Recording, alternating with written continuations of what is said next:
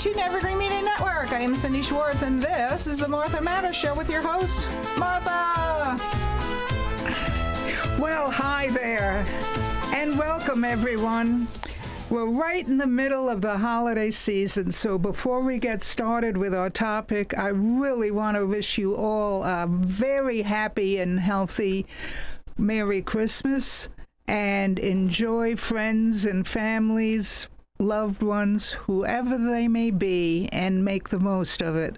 And I also want to wish all of those who celebrate also a happy Hanukkah, which is just about coming to an end, but is a joyous occasion. And I wish you the happiness on both events, and may this winter be one of your best. And it's looking that way, getting into other topics. But I really find it very, very important and timely to talk about electric vehicles. First of all, you must know from a couple of weeks ago, 4 major car dealers, I only know a couple of them, wrote letters to Biden saying the public is not ready for the big push on electric vehicles, and we are cutting our electric vehicle production in less than half. They just cannot fill up our showrooms, and the cost of any repairs, and minor repairs even, on electric vehicles is absolutely prohibitive to the buyer. There's a real backlash of the entire general public in all 50 states who don't want to be forced into getting electric vehicles now. And in support of that, that doesn't mean they're against electric vehicles in the future when things can get ironed out a little and our sources of energy can get ironed out. But if you look back in history, compared to the stagecoach horses, Right. and as the mode of travel, it took 30 years for people to all get a 4-wheel vehicle with power. They've always had wagons, of course, and stagecoaches, but for powered vehicles, it took 30 years for all of that in our history for every family to get down to using that instead of horses. I want to interject that too, Martha, because I was thinking about that before you said it. And look about the trains, how long it took when the trains came in and for actually to be, like the transportation. Absolutely. I think it was, I'd say even more than 30 years. And also with, what am I trying to say? The price of them. So look at the price of the cars. I mean, what were they, $500-$600 or maybe less than that? But that was people's yearly or several years' income. I mean, there's no way that they could afford. It's the same as these electric cars. I mean, everything, it seems like it looks good on paper, but not totally across the board for people that have moderate incomes or middle incomes, I mean, in my opinion. Absolutely. So we've got to hold our horses. Right. Well, that's true. I mean, yeah. But we really need to move a lot slower on that. And the reason I'm bringing this up, I just heard that the current administration in 2024 wants to close all coal mining. And not only for all purposes, but just plain shut down coal mines. Number one, we're not ready for that. Globally, we're not ready for that. Globally, 30% of all electricity worldwide is produced by coal. And we have another issue. In China, every 2 weeks, a new coal mine is dug. They're making coal like crazy. And it's just prohibitive for us to suddenly go closing them down, and probably the rest of the world is laughing at us. Also, related to that, the coal mining we do, and we've done it for some time, and you may, in our last generation, last presidency, may have remembered Trump saying coal is clean, and we all said, oh, he doesn't know what he's talking about. Well, in the United States, every single coal mine has a very strict filtering system, so coal, smoke, and debris that's able to be filtered out is totally filtered and not going in the atmosphere. So is that the knock on why not use coal, is because it's so dirty? And also, I know it was prevalent in a lot of the news topics and stuff about strip mining and things like that, where they were actually getting the coal, which was a bad thing as well. Strip mining is very bad. Yeah. But organized mining has beautiful filters, and he may have used the wrong word, but that's what Trump was trying to say, that it's heavily filtered. It isn't causing much pollution. In fact, there's something pretty silly. Believe it or not, what's causing global warming, and I don't want to get into that topic, but I'll just mention it, the increase of population around the world, right, and all of us just plain breathing, is creating global warming. Right. Well, they attribute a lot of that to what the cattle and things like that. Yes. I mean, it all factors into it. Yeah, It all does more factor. cattle to feed more people, Right. but the people themselves, you and I, even breathing, will cause global warming. And Right. if we had a minuscule population thousands of years ago, and now we're able to feed and support all the populations around the world, that is global warming. So, let's... So I'm thinking, if you do the math on it, and you really don't have to do the math, we're all walking, breathing, moving machines. Each individual one of us, every baby that's born, there you go, an hour later you got some production coming out. That's true. It's very true. It is. It's very true. Yeah. And believe it, there are none of us that want dirty environments. Right. Even China, the people have to tolerate it because they have no choice. Those that have to wear their masks in villages because of all the smoke and debris coming from coal mines. But no one wants a dirty environment. But we can be clean to the point that we don't know what we're talking about, is Right. the point that I'm trying to make. Now, in Kansas, they are building what they call a $4 billion plant for building electric vehicle batteries. And they not only have a coal mine nearby, they are requesting that another one be built very close to there. The company is Panasonic, and it is in Kansas, and they're really building a lithium battery plant, and more than half the plant is specific for electric vehicles. Well, that's very good for our future, to get away from being dependent on China for them, which we are now.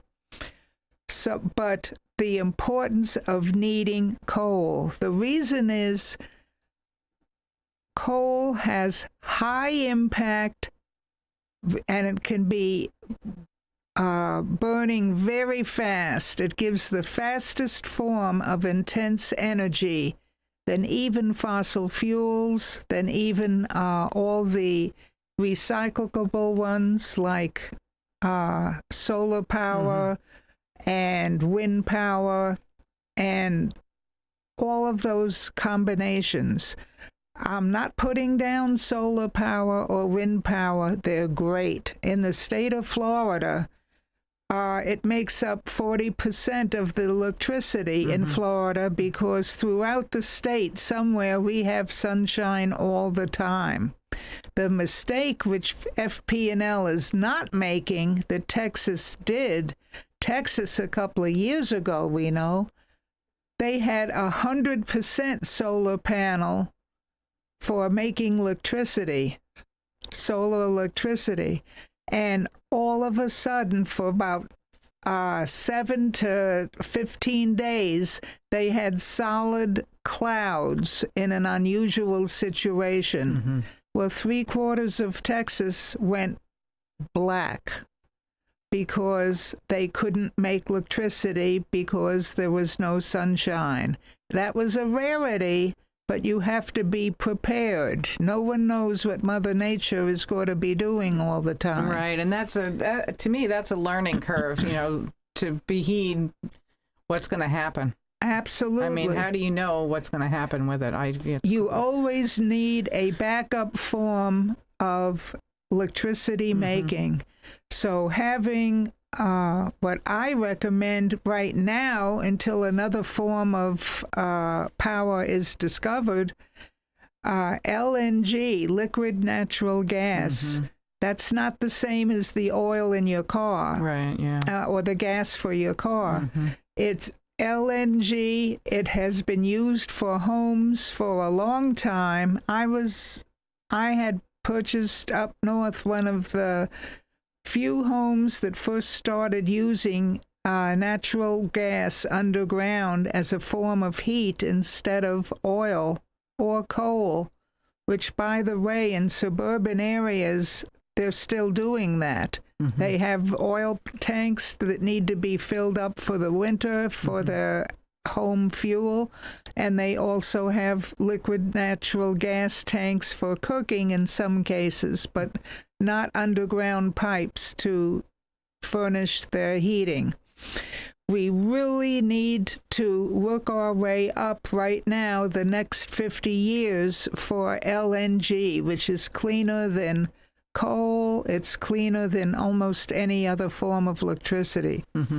Another one that doesn't get a lot of tout is nuclear power too, which they've proved is pretty clean. But I mean, each one of them's got their drawbacks and their side effects and everything, just like everything else. They do. The only problem with nuclear is it needs to be well monitored and professionally handled. It can't be sloppy like we are with oil and gas and a few drops escape. Oh, no big deal. Right. We have to be very, very technically specific and accurate on using nuclear power. And that is another source. But I also want you to know, getting back to why coal is needed in particular for EVs, electric vehicles, not only for the battery, but for the electricity that they draw when they go to these stations. We've got to remember that right now, only about 5 to 8 states, including Florida and Texas and some others, are using solar power and other forms. The rest of the 35 to 40 states are still using coal, 40% or more, and oil and gas.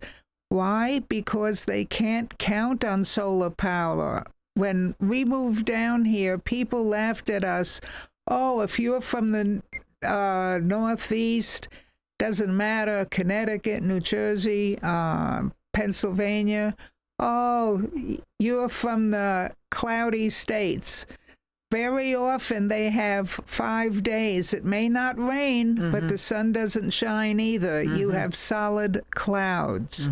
Well, all these other forms of energy cannot be used in such cases, especially when there's no wind. There's wind once in a while when a cold front comes through, but there's no wind very often when there are stationary high fronts and high pressures and low pressures.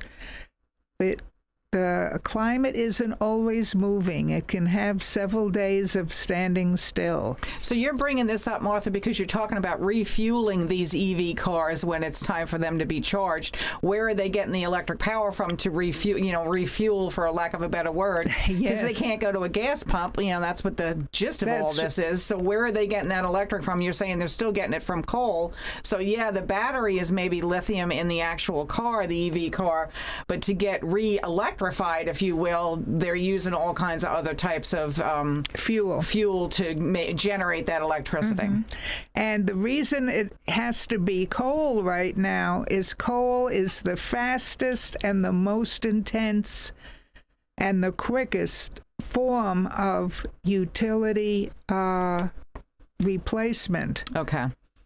And if we had EVs all over the place and charging stations all over the place, right now, the way we're producing coal and the way we're producing other forms of energy, it would not be enough to fuel all these cars and still keep your homes warm. Okay. That's a major, major issue. I'm not saying it can't be solved in the future, but it certainly can't be solved now. Right. I heard someone from the current administration saying his goal in 2024 is to close all coal plants. Yeah, that is absolutely ridiculous. Yeah. Absolutely ridiculous. When not only the United States, but Europe and worldwide, they all need coal for heat. And speaking of the Christmas season, right now, there are a few people around who do it as a punishment, but way back in Amsterdam, Saint Nick put coal in everyone's stockings, Right. and it was a source of heat for the next day or two, Yeah. and they were thrilled to get it. Right. It wasn't a punishment, it was a joy. So now you're saying we still need the coal plants open, and I'm making a pun out of it to put coal in people's stockings for Christmas. Absolutely. Absolutely. You can even hang a stocking and put several pieces of coal in it. The only thing is you probably don't have coal burning furnaces anymore, so it is purely a reminder. Yeah. Well, look, we need to take a quick break. We'll be back in a couple of minutes, and stay with us. We have some more to tell you.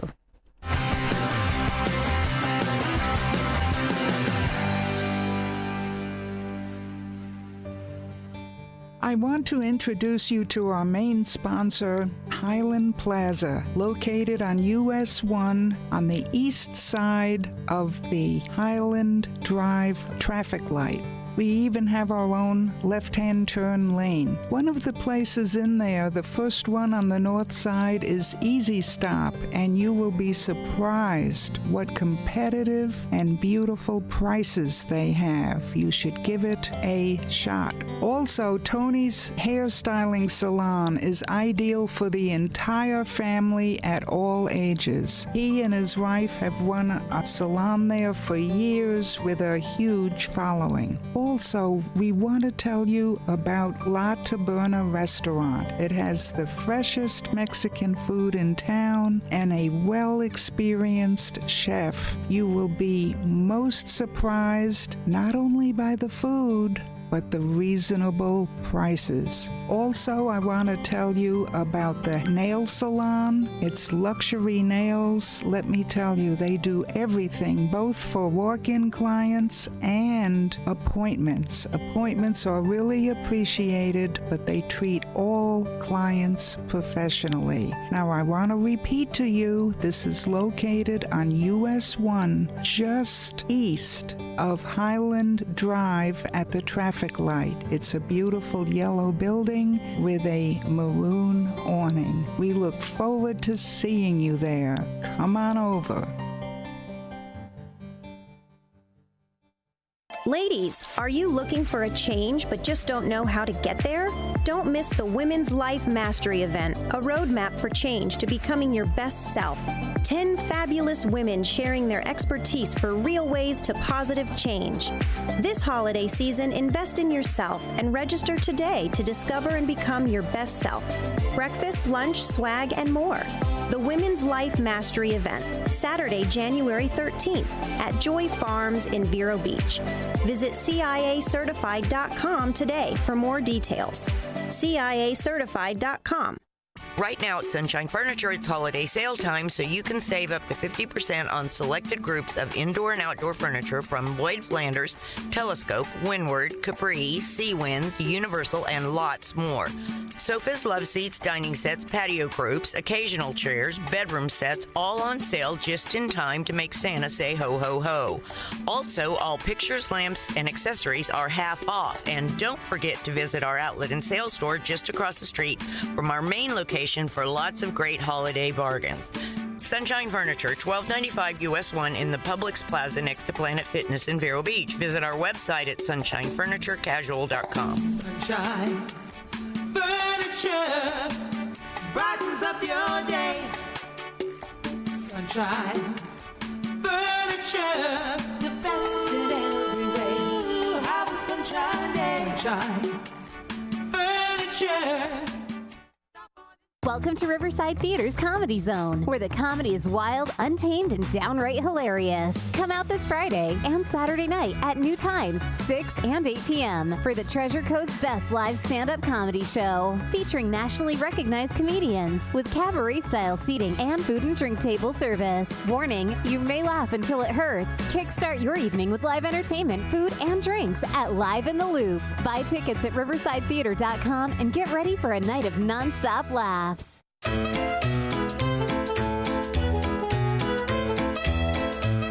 And Martha's back with her Martha Matters. Well, hi there, and welcome back. I just want to mention to some of you people who are worried that, okay, we get electric vehicles out there and we have all kinds of coal production. What about when we run dry of coal? Well, I want to tell you, we have 434 years that was recently evaluated of coal right here in the United States that we haven't even dug up yet. So by then, there'll be not only no fossil fuels probably, but by then there'll be all other forms of electric that we don't even have a clue what they are now.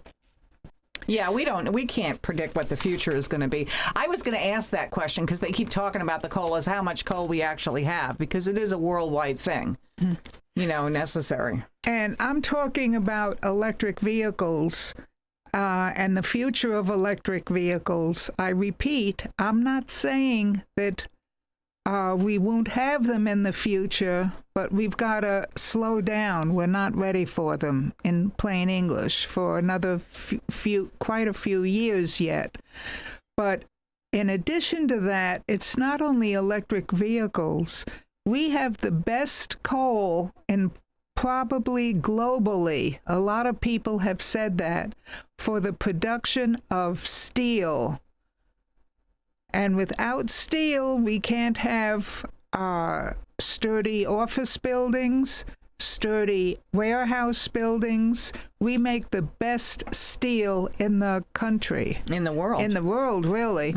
The steel made in China isn't nearly as effective. And we had a show on that over a year ago, where a high-rise building was starting to collapse in San Francisco because it was made with China steel, not U.S. steel.